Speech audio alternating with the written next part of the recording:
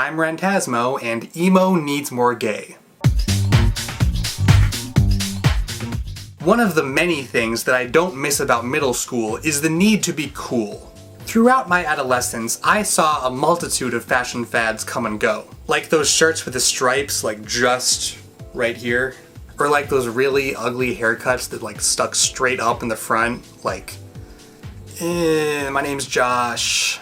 And for a very brief period, I tried keeping up with these fads, but I never quite got the hang of it. Is this cool? Am I cool yet? What about this? Is this cool? I've long since given up on monitoring the trends and styles of tweens and teenagers. So to be perfectly honest, I'm unsure whether my topic for today is still really a thing.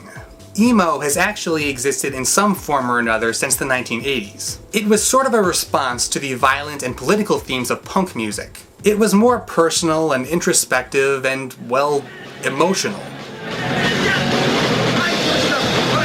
But like anything good and pure in this world, it eventually went through a process known as mainstreaming in the late 90s to early to mid 2000s. Ever hear the phrase, "I liked them better when they were underground"? Well, mainstreaming is what happens when they come out from under the ground, so to speak. It's what happens when a subculture, typically one related to music, becomes an appendage of mainstream taste. Punk and goth went through a similar process. This new mainstream form of emo is sometimes distinguished by the term scene, and it placed a lot more emphasis on fashion, attitude, and hairstyles that bear a striking resemblance to about 30% of all anime characters. With this mainstreaming came a considerable backlash. At its best, this backlash produced some pretty awesome parodies. At its worst, people began to conflate emo with chronic depression and self-harm. Many looked upon it with disdain, or even hatred. That's So Emo became the new That's So Gay.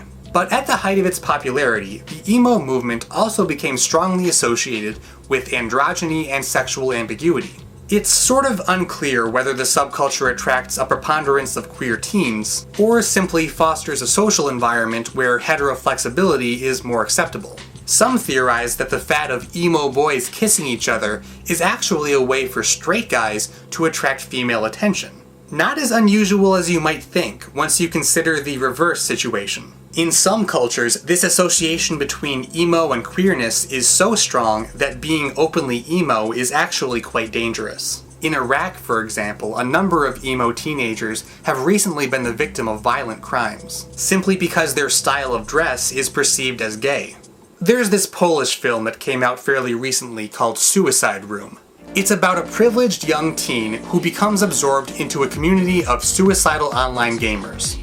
And also, emo something something. There are some things that I really like about this movie. It's got a great soundtrack, beautiful cinematography and animation, and I think it's well acted, though it's hard to tell when I don't speak Polish. But it also mashes up themes of emo culture, questioning sexuality, cyberbullying, and self-harm in a way that's not entirely believable or coherent. I feel as though emo culture is misunderstood most of the time, but I also think it's grown into a monster that nobody completely understands yet. Just like nobody understands me and my hat.